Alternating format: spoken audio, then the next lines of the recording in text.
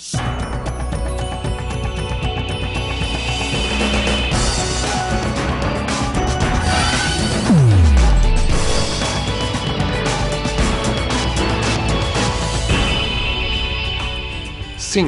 Sindicato dos Trabalhadores em Educação. Fone 3212-0300. Acesse www.sint-sc.org.br.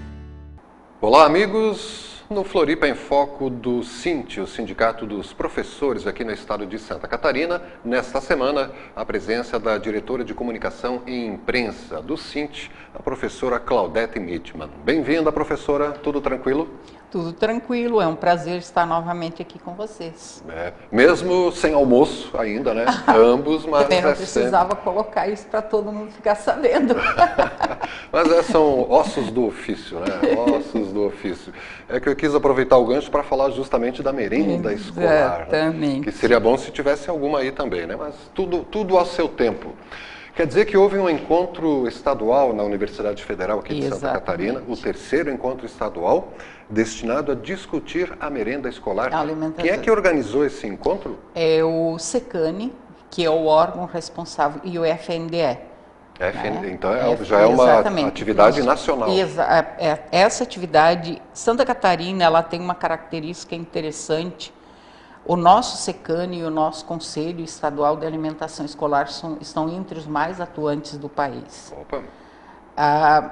Nós temos desenvolvido uma atividade muito forte na fiscalização da compra, da aquisição de alimentos para alimentação escolar, especialmente na briga, né, com o governo contra as terceirizações da merenda escolar e da compra dos 30% da agricultura familiar. Isso. Porque, produzida na própria região onde está a escola. Onde está a escola, e inclusive para ter uma renda aos agricultores familiares, a essas comunidades que, na realidade, os agricultores familiares são os que produzem 80% a 90% daquilo que nós comemos. Exatamente. Né? Então, hoje, quando a gente pensa que a alimentação escolar, a merenda escolar, hoje se fala em alimentação escolar, não mais merenda, né?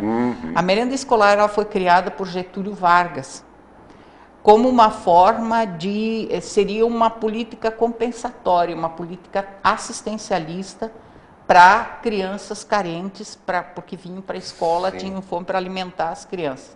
E isso veio até hoje, praticamente, no início do governo Lula, a política era ainda mais ou menos nessa linha de se pensar a alimentação escolar apenas como um complemento, uma forma, uma política de compensação. Sem maiores preocupações e cuidados. Exatamente. E o que nós temos visto? Nós temos visto, pela má alimentação, o aumento da obesidade infantil. Com isso, nós temos crianças se tornando hipertensas muito novas e tendo problemas de diabetes, colesterol alto. Criança. Então, isso tudo em função da má alimentação, do consumo de alimentos não saudáveis, com excesso de sódio. Frituras. Exatamente. Excesso de gordura, por exemplo, as bolachas, os biscoitos salgados, aqueles salgadinhos, chips que as crianças tanto adoram, têm um teor altíssimo de sódio, né, que aumenta a hipertensão. É um veneno, na verdade, não é alimento, é um veneno. E isso se criou uma cultura. E a escola hoje, ela discute alimentação não mais como apenas encher a barriga das crianças. Ela discute alimentação como uma questão pedagógica. Olha.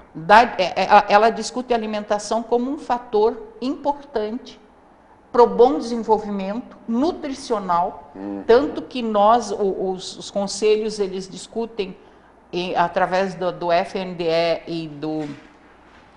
e dos conselhos de alimentação, eles discutem como é que chama? Alimentação, a nutricional adequada. Então, nós temos um problema. Por exemplo, vieram representantes de todos os municípios, dos conselhos municipais, representantes, os nutricionistas dos municípios. Então, cada município, nós temos municípios em Santa Catarina que tem duas ou três nutricionistas que trabalham com alimentação escolar. No município, cuidando das escolas Exatamente. todas. No estado, por incrível que pareça, nós temos uma nutricionista Mas deve ser muito para boa atender. Eu sempre digo, a nossa nutricionista do estado é uma heroína, porque fazer esse trabalho, a responsabilidade que uma pessoa dessas tem, de dar atendimento, de elaborar cardápios, discutir as questões alimentares. Cardápio regional. E fora que, além do cardápio regional, você tem a questão dos cardápios indígenas, das escolas indígenas, que o alimento para os indígenas, ele não é a mesma coisa que a gente. Tem escola indígena aqui, né? Temos. Aqui em Biguaçu, acredito que tem. Tem em todo o estado. Nós temos na região de Xanxerê, de Chapecó, aqui como é que ali na região não da Serra. Não lembro mais o nome da cidade. Nós temos em Joinville, nós temos na região de Joinville, no Vale, nós temos.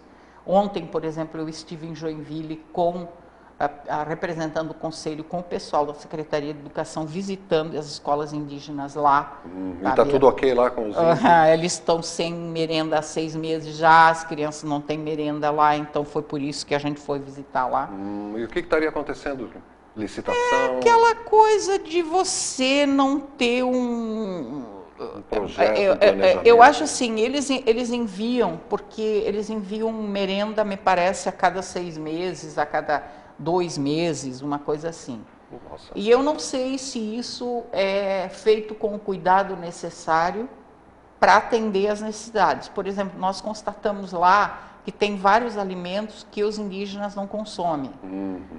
Tem muito sal estocado lá, eles não usam muito sal, principalmente essas aldeias guaranis que nós visitamos.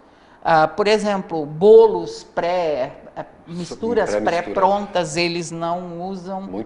Então, certo, e o índio está certo. Vinagre tem lá, eles não usam. Vinagre eles usam muito pouco, sabe?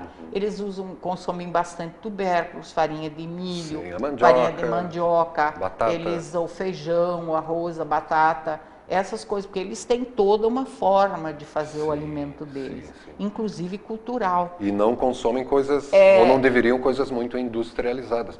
Levar merenda para 6 meses... O pior é que a gente está levando isso para eles. Coisas industrializadas para lá. Por exemplo, eu constatei que tem carne enlatada, que é uma coisa que nem para ninguém deveria se mandar. Nem os brancos, quanto muitos índios.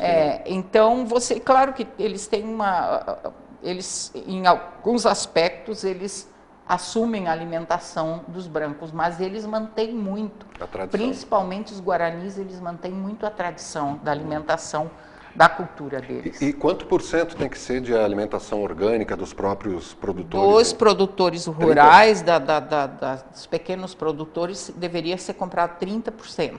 Deveria, nem isso é? Não é. Em 2012, 2013, não chegava a 2% a compra. Então, o conselho fez várias denúncias, eu acho que eu já vim aqui e falei sobre isso, e o Ministério Público emitiu um TAC, que é um termo de ajustamento de conduta para a Secretaria de Educação. Nós discutimos e a Secretaria tem um prazo para se adequar. Então, o que ela fez agora? Esse acordo que o governo do estado fez com as 18 cooperativas de pequenos agricultores para compra da alimentação escolar é uma coisa que está acontecendo devido a essa pressão que o Conselho tem feito. 18, e atende quantos municípios mais ou menos? Olha, isso eu não sei te dizer. Mas 18... E nós estamos querendo a discussão que se fez, inclusive, nesse ENCAI, que fosse flexibilizada a lei, as formas de compra, para que os agricultores, porque tu tem muitos agricultores que produzem, mas não conseguem vender porque a legislação... Nota fiscal.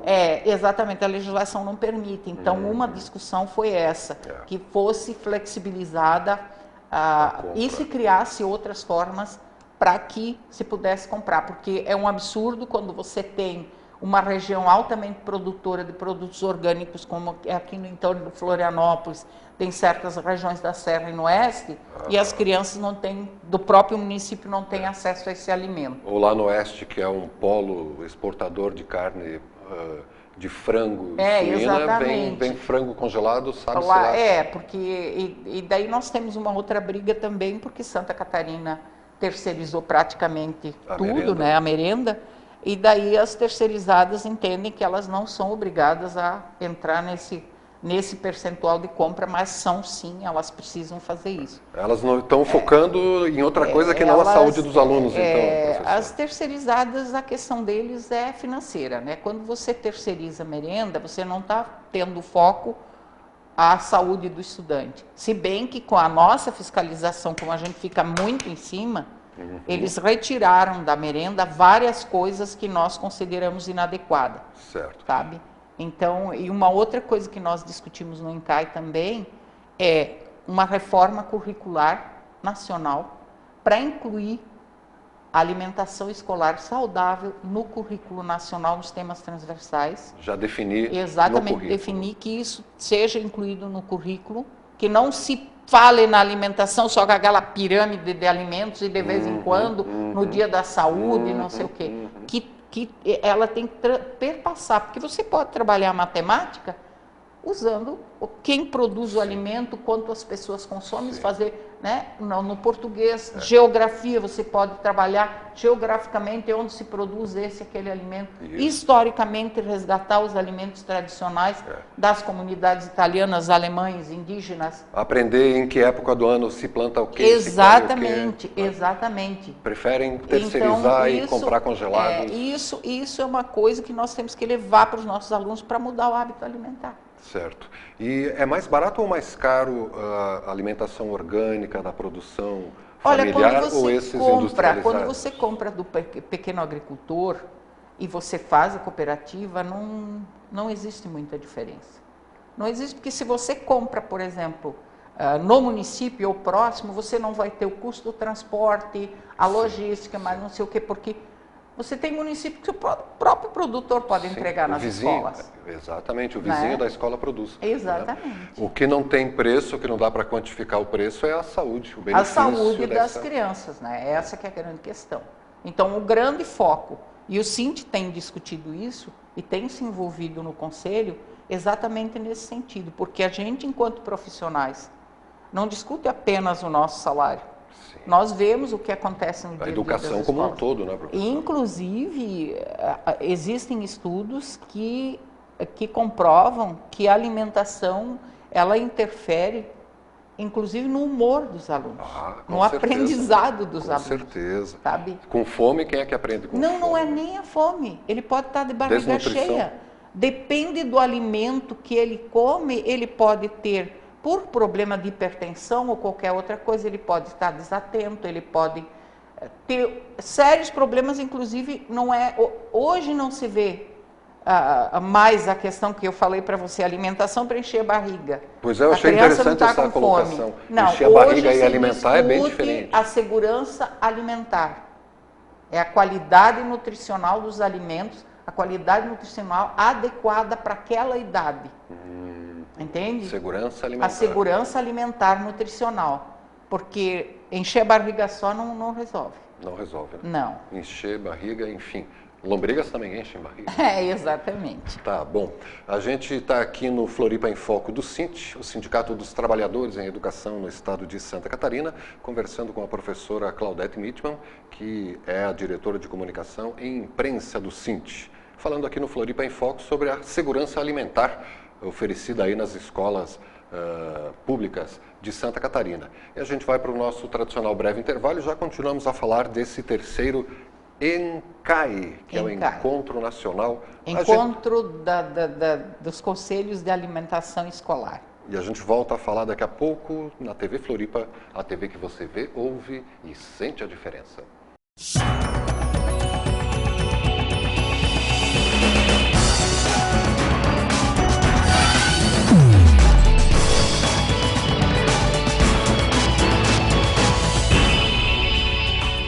Cinti, Sindicato dos Trabalhadores em Educação. Fone 3212-0300.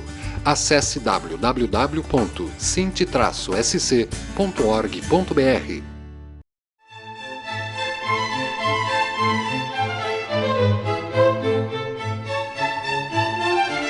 Paço da Igreja,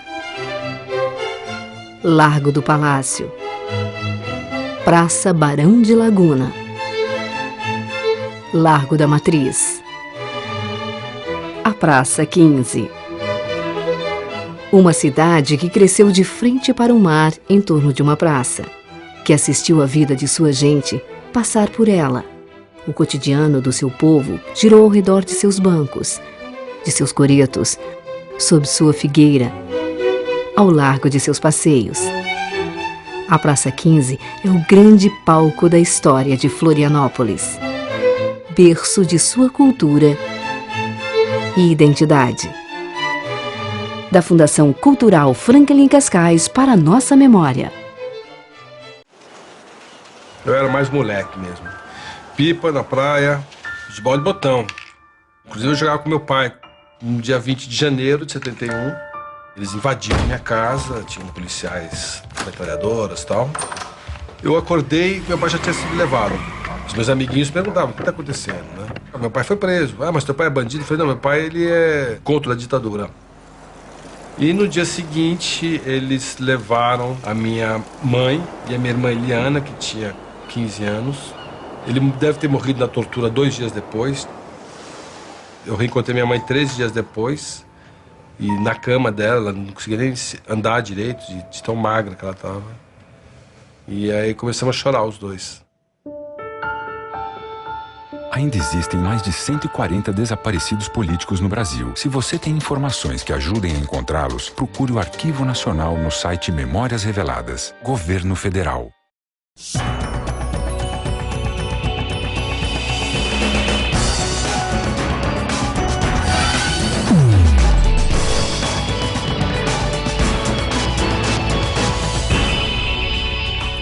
SINTE, Sindicato dos Trabalhadores em Educação. Fone 3212-0300. Acesse www.sinte-sc.org.br. Floripa em Foco com o SINTE, toda quarta-feira, 2h30 da tarde e também às 22 horas da quarta-feira, pelo canal 4 da NET e pelo site da TV Floripa, tvfloripa.org.br, e esse material todo depois fica disponível também na página do SINTE. Na nossa TV SINTE. TV Todos SINTE. os vídeos vão para a TV SINTE. sinte-sc.org.br, né? E a professora Claudete Mitman, diretora de comunicação e imprensa do SINTE, está nos contando aí sobre as maravilhas ouvidas no encontro dos conselhos alimentares aqui no estado de Santa Catarina. E tinha até indígenas lá apresentando seus trabalhos. Indígenas também apresentando seu trabalho. Eu achei interessantíssimo. Essa carne na taquara até ser experimentada. Pois é, eles mostraram lá como fazer. Eu não me lembro o nome, é um nome indígena. Sim. Do prato que eles fazem, que eles pegam a taquara, o broto mais novo, que não pode ser o velho, porque senão racha, cortam a carne e colocam dentro do oco da taquara e põem no fogo para cozinhar. E ela solta um líquido que forma um molho muito saboroso. E outra coisa interessante nesse encontro foram os sucos de frutas nativas. Nós tivemos lá o suco de guabiroba, de butiá, da palmeira jussara, que é igual ao açaí. Dá para fazer suco da palmeira? Fantástico suco de jussara. Tá? Nós tivemos lá... Tem alguém fazendo isso, usando esses sucos? Já tem. Tem um pessoal que é da agricultura familiar aqui da Pescaria Brava, em Laguna ali, do município de Pescaria Brava, que eles já comercializam o suco de butiá. Eles fazem cachaça de butiá, licor de butiá, e o suco, especialmente o suco de butiá. O Antônio, que foi o presidente do conselho, ele é agricultor, ele inclusive participou de uma feira de alimentos orgânicos na Alemanha, levando esse produto. Olha, que maravilha.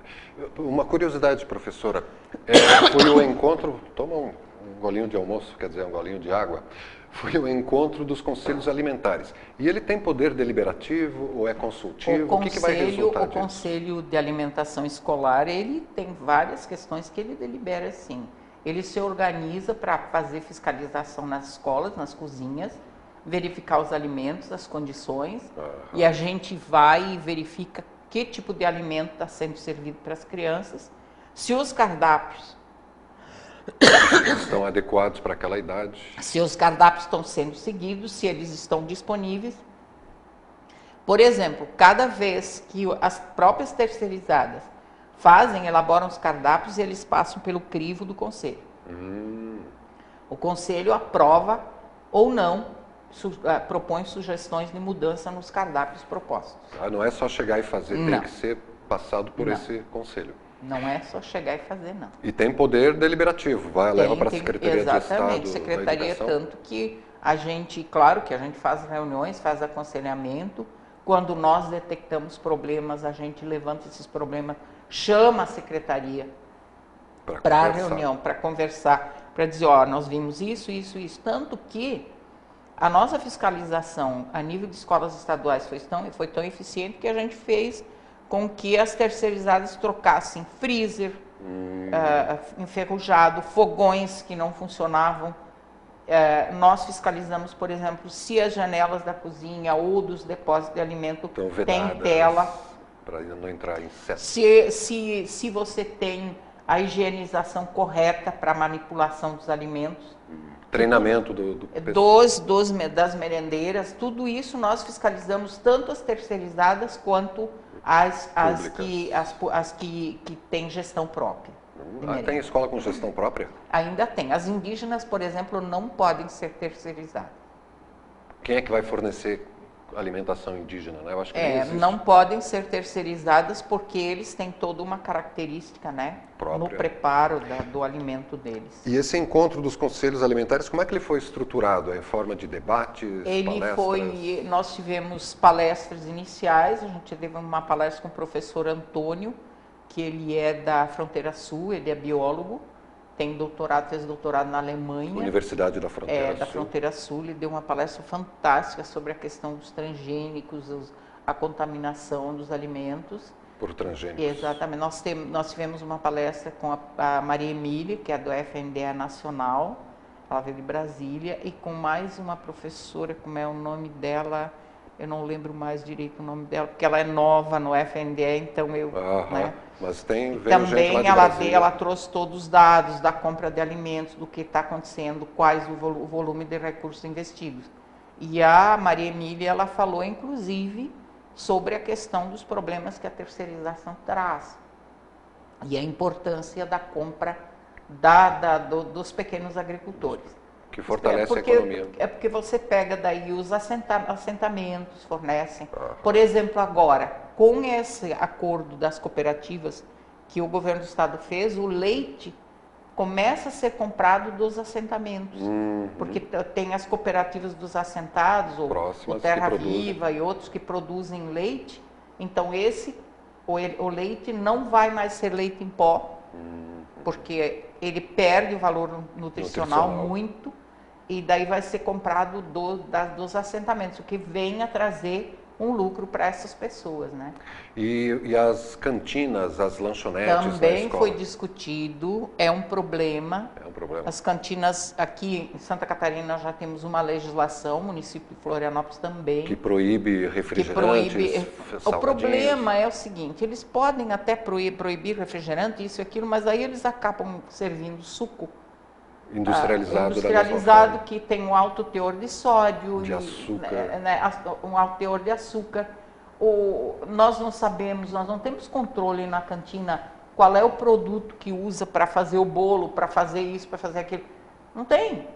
Então, na realidade, o conselho está em cima para fechar as cantinas nas escolas. Fechar, porque a cantina, ela vê o lado comercial da alimentação. É verdade. E a nossa função não é essa. Nossa função é ver o lado nutricional da alimentação. Certo. Me lembrei agora, professora Claudete, do nosso amigo aqui, o Denivaldo Luz. Ele mora aqui no norte da ilha, se dedica a escrever e estudar a questão da alimentação. E ele falou aqui numa entrevista, no Floripa em Foco mesmo, o que alimenta. O que alimenta é a energia vital que o alimento tem. Exatamente. Né? Então, quanto mais próximo da sua origem, do pé, mais energia vital tem. E quanto mais industrializado, quanto mais fresco. Por exemplo, uma laranja tirada do pé está muito nutritiva. Um refrigerante de laranja, zero de nutrição. Né? Exatamente. Isso tem que ser levado em conta. Fora que o refrigerante de laranja, ele vai nutrir aquilo que ele não deve nutrir. Ele vai trazer, por exemplo, ele acentua a obesidade, porque ele tem um teor de sacarose muito alto, né? Ele tem corantes, teor de sal, ele tem produto químico, ele tem um monte de coisa. A criança vai se sentir meio que saciada. Por exemplo, eu não consigo tomar refrigerante. Não. Porque eu tomo refrigerante e fico só com sede. Por quê? Por causa do sódio que o refrigerante tem. É verdade. Essa história que o refrigerante mata a sede, não mata a sede. Não, né? Não, né? Mata outros entes.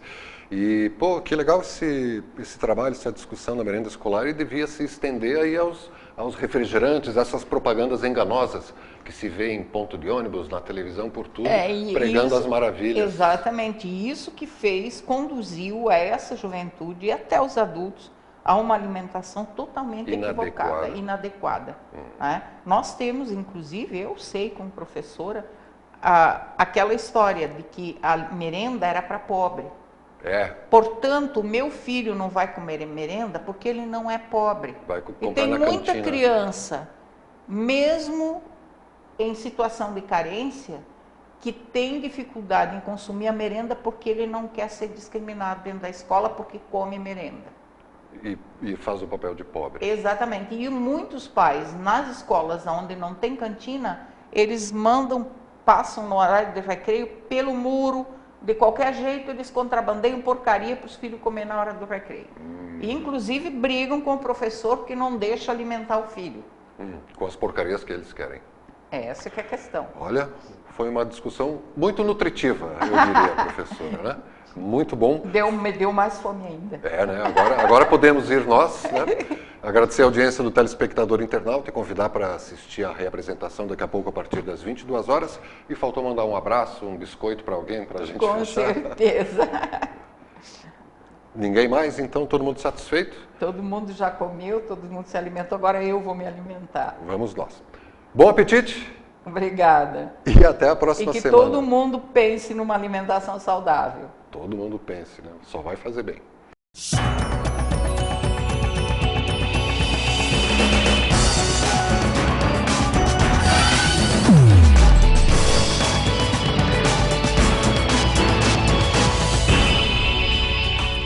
Sinti, Sindicato dos Trabalhadores em Educação. Fone 3212-0300. Acesse www.sinti-sc.org.br.